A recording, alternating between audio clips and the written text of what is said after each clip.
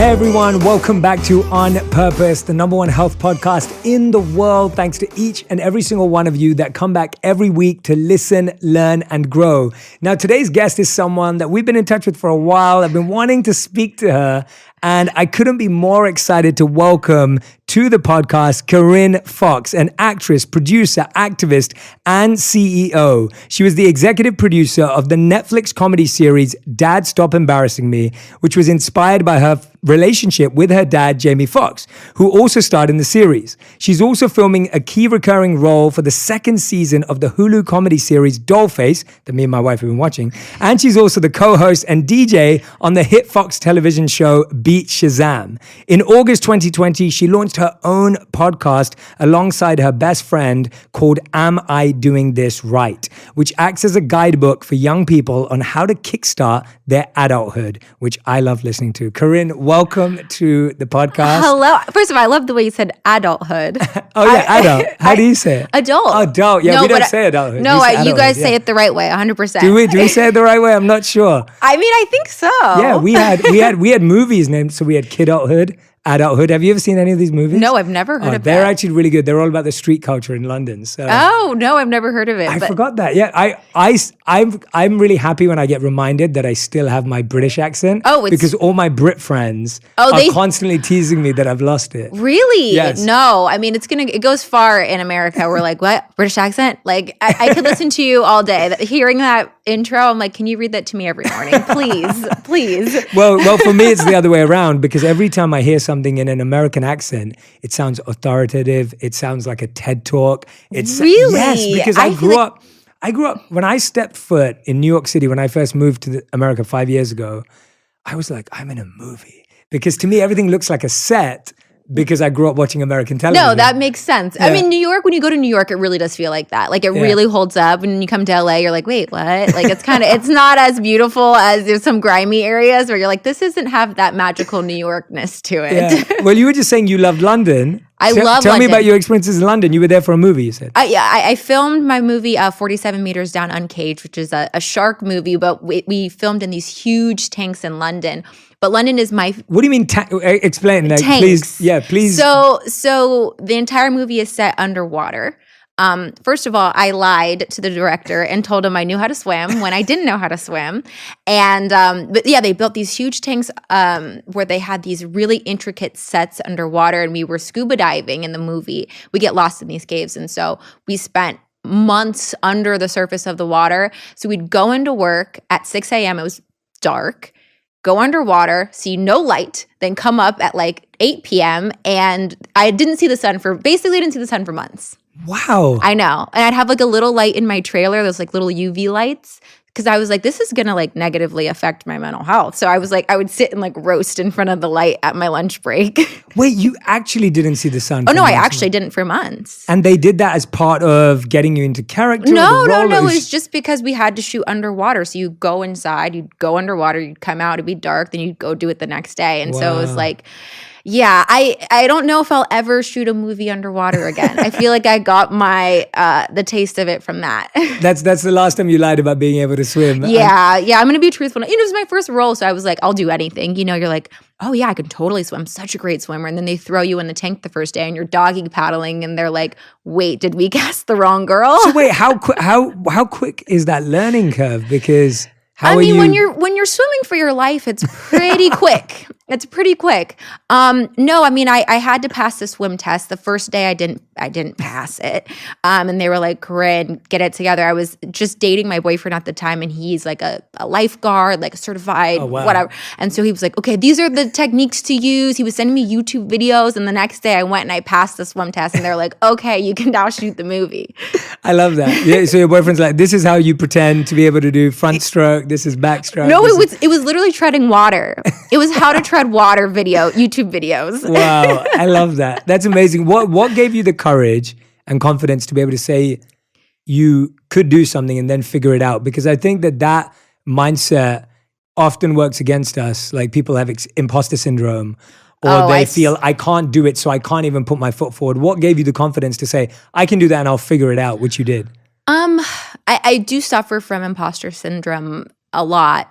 But honestly, and it sounds tacky, but I really think my dad was a big push in that, and the fact that like my entire life he told me, I mean, this is a big statement, like you can do anything and you're so capable, and like I just heard that constantly. And so when I got offered this role and I didn't know how to swim, I kind of heard him like, well, you can do anything. And I was like, well, I'll figure it out on set, which is what I did.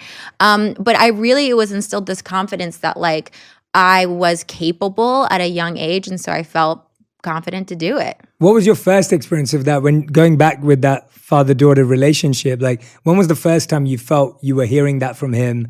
And what was the first few things you started doing based on that? I feel like he said it my whole life. And, like when you're a child, there's not that many things that you have to meet in that way. I think a lot of that came when I was dating in high school and things like that, and really instilling in me my worth and just having like little petty high school, breakups and being devastated, and him just being like, there is no man that like can ever take away your self-worth. And like, he always says, do you know who you are? And I don't think he means in like my last name, but like in my essence and like how powerful of a woman I am. And I just felt that, I think specifically at that age when I really needed like a male voice that was like giving me that confidence when like, I had little breakups here and there.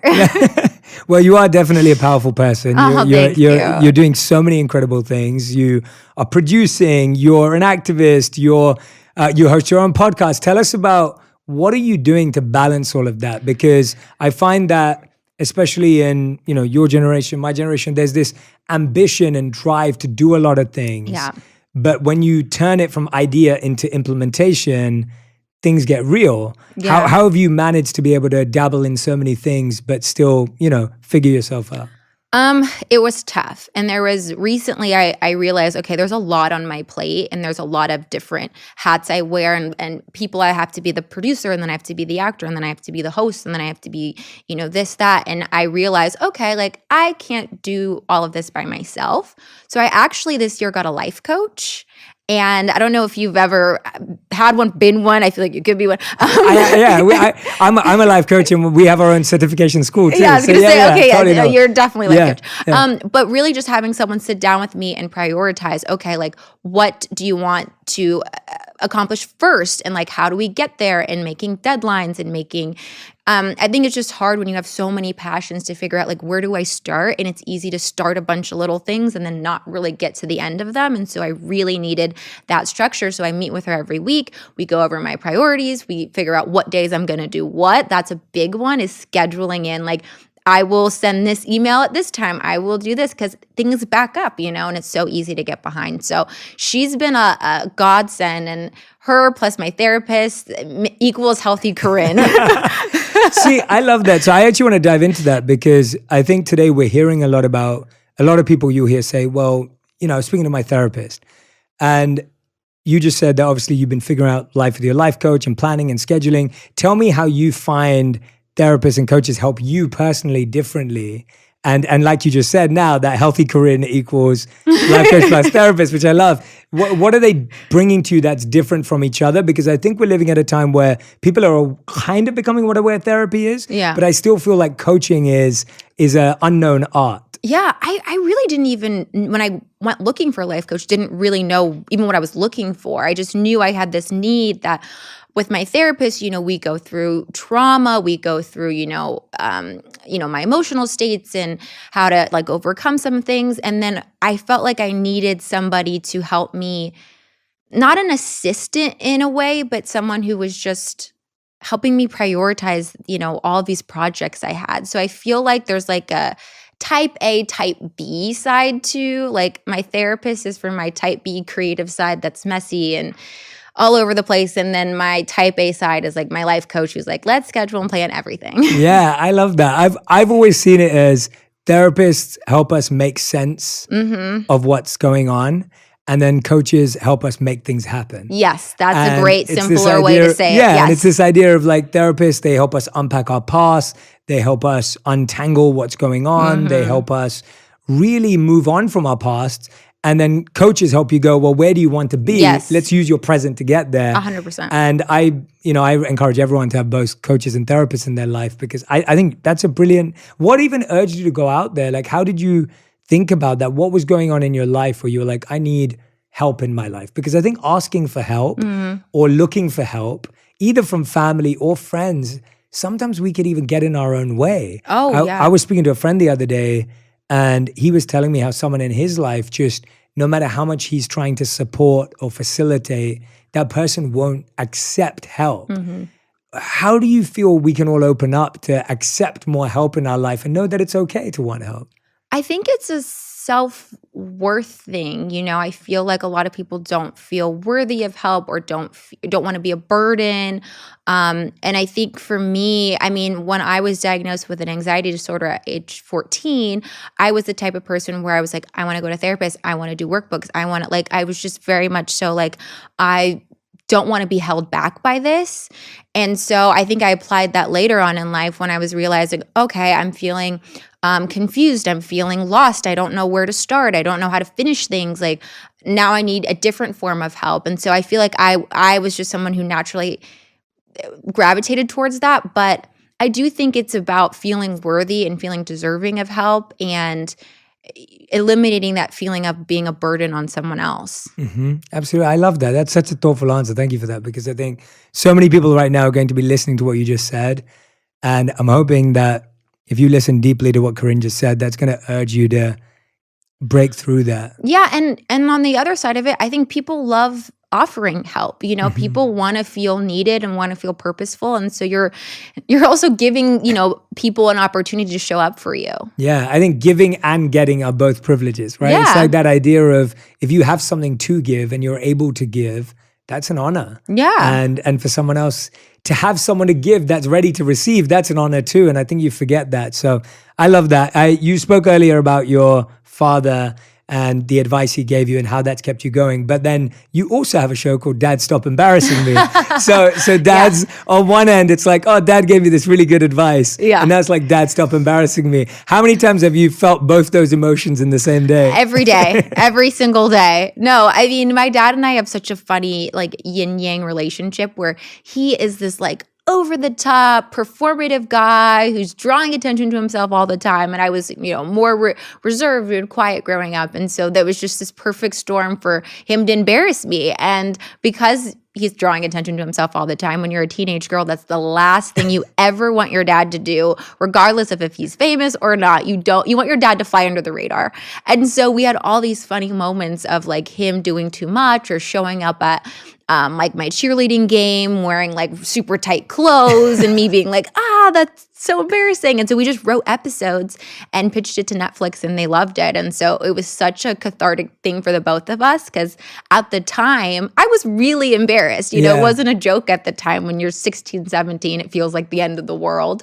So it was like full circle for us to look back and like laugh at these things that maybe at the time weren't as funny. Yeah, I love that. The thing I love most about it is I'm not a dad yet, but I can imagine that when I become a dad, and if I'm lucky enough to have a daughter, then I feel like I'm gonna be doing crazy things. Right? Yeah. I'm like, what would be your advice to people who are about to become dads, of the warnings of what are the things that embarrass and what are the things that are good? I mean, at the end of the day, I think that is part of your job description as a dad. Like embarrassing your child, I think it's part of it. I think it's a rite of passage for kids to go through. So I don't really want to steer away from it, but I would say in my dad's experience, my dad was very, he liked to pretend he was a bad cop with boyfriends. Yes, I can imagine doing the same thing. And he's not at all. He's like he's an actor. I mean, he cries all the time. He's like not like that at all, but he loved to like put on the, you know, I'm going to bring my shotgun, you know, that whole thing. And that was just like, Dad, I'm learning. Just give me the space to just grow and figure this out. You don't have to fight my battles for me.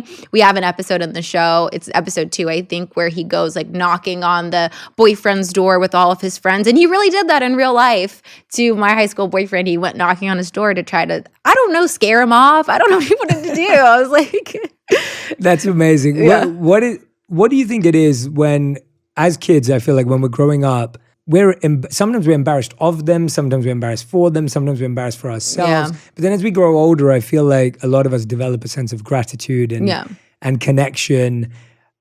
Was there ever a time where you felt you were bitter or resentful towards your parent? Not for anything legitimate, but just as a young kid growing up where you really just don't, how were you able to overcome that? How do you think that healed over time when you kind of like, oh, I really wish they didn't do that? Something more serious, not as funny. Yeah. And then how do you kind of overcome that as an adult?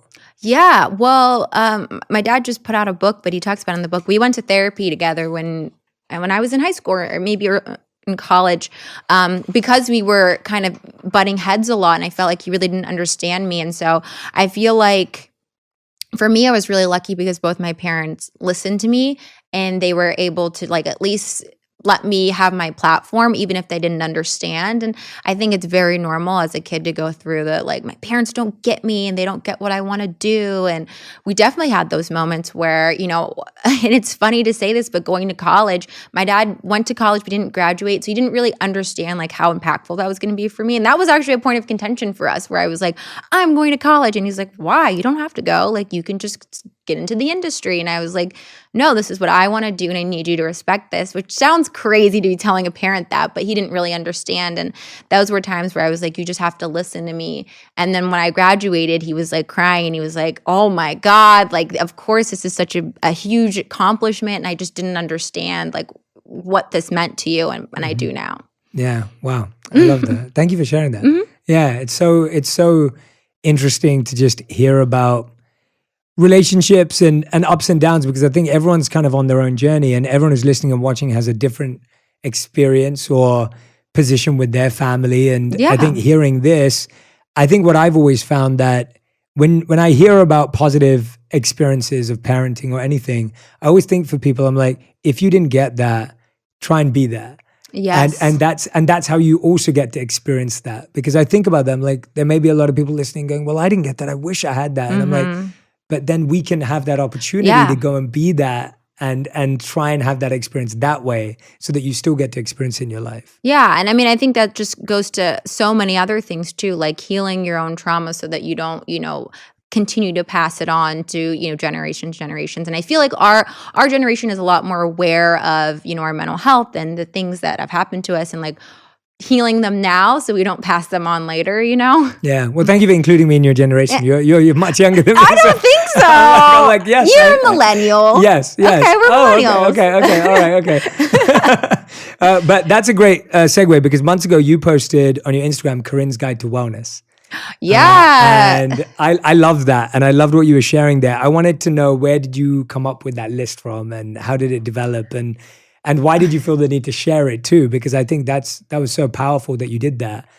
Yeah, I mean, my mental health journey started when I was 14, when I was diagnosed with anxiety. And at the time, there was no conversation for mental health. There was no hashtags, there was no social media, there was no brands doing self-care Sunday. Like, that just wasn't a thing. And so I had to spend many years just doing a lot of my own research on what anxiety was and how to treat it and what worked for me. So over time, I developed this list in my phone, which is what you're referring to. I just screenshotted it, posted on my Instagram, of things that worked for me and like what made me feel better. And it was like working out, going to therapy. And it's very specific for me. It's like 1 to 2 times a week, like, you know, and I don't recommend it. And I think I wrote, like, I don't recommend that for everyone, but I just started writing things. Oh, working out works. Oh, going to therapy works. Oh, journaling works for me. Oh, meditating works for me. And I would just keep adding to my list so that, you know, when you're in a really anxious moment or you're going through a tough time, it's hard to remember all of the tools you have. You're like, I don't remember anything. So it was nice for me to have it in my phone so I could reference it, you know, if I needed it. When you went through it at 14, what were the conversations like at school or like with friends or with even your parents? Like, I can imagine that. I agree with you that now we're living at a time where you just open up a social media app and there'll be someone talking about mental health or someone sharing something or a brand's doing something or there's an event for mental health. There's more therapists and coaches in the world. At that point, tell me how that dialogue went for you in terms of getting the diagnosis and then figuring out next steps. And how did people respond at school? What did kids know? Did your friends know? Like, No, I didn't feel comfortable enough to share it. I was really, really ashamed of it. And I felt like I didn't want to be called the C word, which is crazy. And because I didn't really know what it was and people weren't talking about it. So I went years where I didn't tell any of my friends. I immediately told my parents, though, because it got to the point where I didn't want to go to school. I was so anxious that I couldn't even sit in a classroom. So I knew in my head, okay, something's wrong. I know other kids can't be feeling this way. And that's how I got started going to therapy. And I've had the same therapist since I was 14. I love this woman so much. But I love that. yeah, but no, it took me a long time to be able to like, and it sounds weird, but like come out and say I have anxiety. And I did that through an article I wrote for Refinery 29 in like 2017, 2018.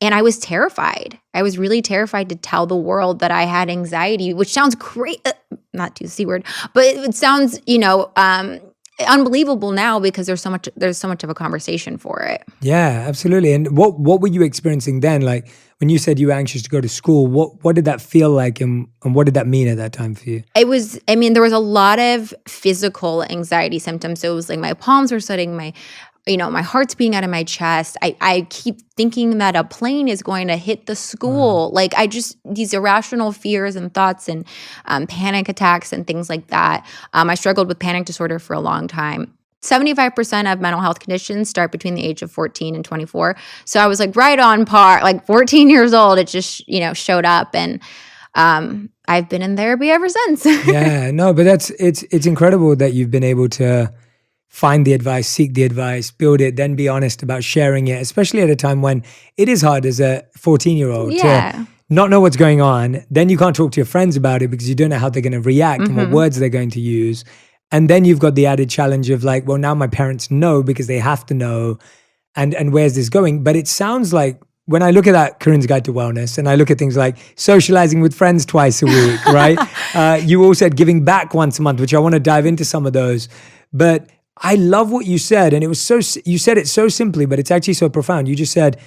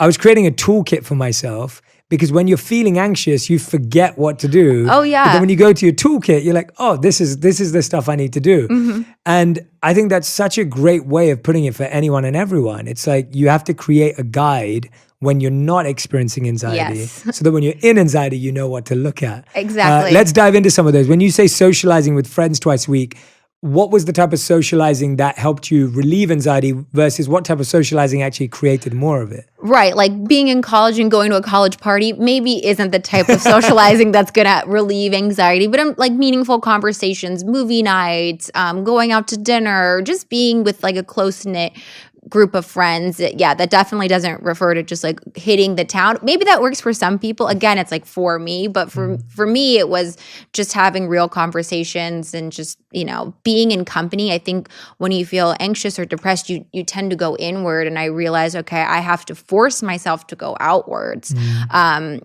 I'm not feeling well. Yeah. What are some of the mistakes you think you've seen that parents make? Like, so maybe there's parents listening to this, young parents or parents with young kids listening to the podcast right now. What are some of the things that you think are really hard when your child's going through it, but from a child's perspective or a teenager's perspective who's experiencing anxiety, what are some of the things parents can do better? And what are some of the mistakes you've seen people made, especially through your ambassador and activist work? I'm sure you're hearing a lot of teenagers say, well, my parents don't understand this, or my parents are pushing this. What are some of the things you can give us to think about?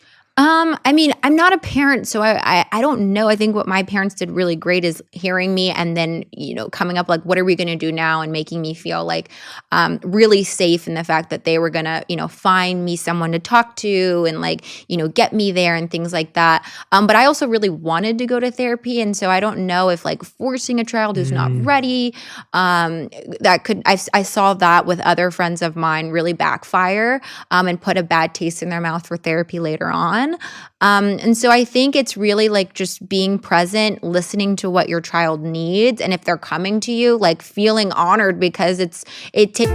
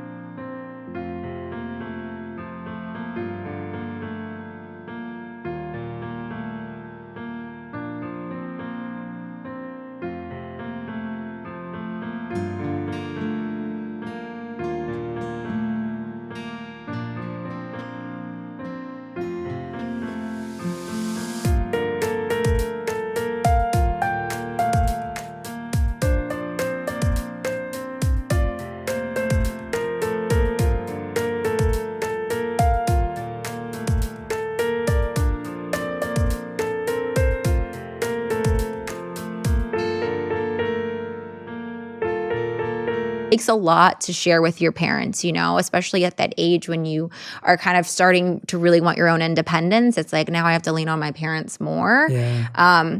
And so, yeah, I mean, I think another thing, and this isn't just parents, but this is like everyone is being like, oh, well, that's normal. Or that's, oh, everyone feels that way, and not validating someone's reality. I think that's something I seem to be very detrimental for people. Yeah. Wow, thank you. And yeah, I completely agree. I know you're not a parent, but I always feel like it's interesting for parents to hear it from kids. Yeah. And it's almost like we've all been children, and I feel like we forget that when we become an adult or you become a parent, and so to hear it from and even what you shared about your friends and saying like, actually, what we don't want is that everyone listens to this podcast and then goes to their kid and says, you need to go to therapy. Look what, Yeah, and then that kid's like, but I don't want to go to therapy. And then what you just said, that when someone feels forced to do that, that actually ruins that experience for them even in the future. And so I think that's a great insight that I think could easily be missed, because I think a lot of people do hear a piece of advice and then go, okay, well, that's what my kid needs to do. But being present, listening, as you said. Yeah, and there's other like outlets for anxiety. There's, music, or there's, like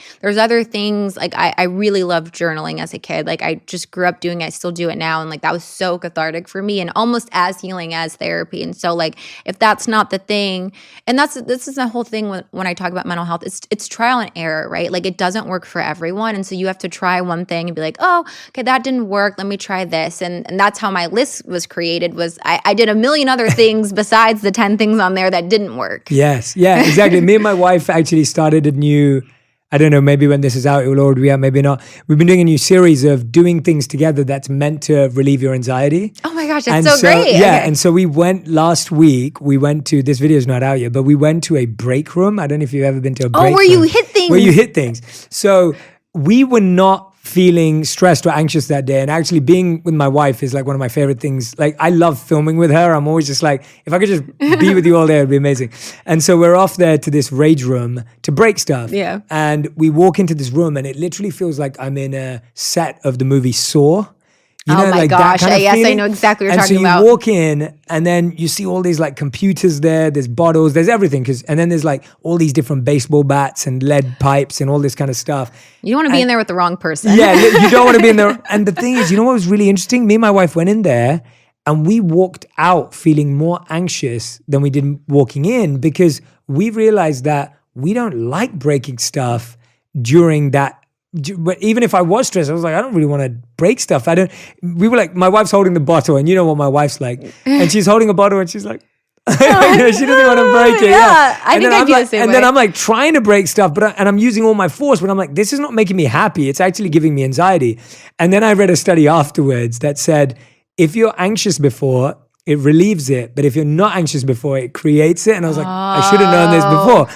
You picked the wrong day. I picked the wrong day. And the funniest thing was when we came out, I was talking to the lady who, was there and knew about the experience. And she was saying that people come there when they get divorced or breakups. And then they often put like pictures of the person. And then, and I was like, oh, that makes sense now. I get it. But again, it's like different things work for different people. That day we also did a splatter room, which is where you get lots of paint.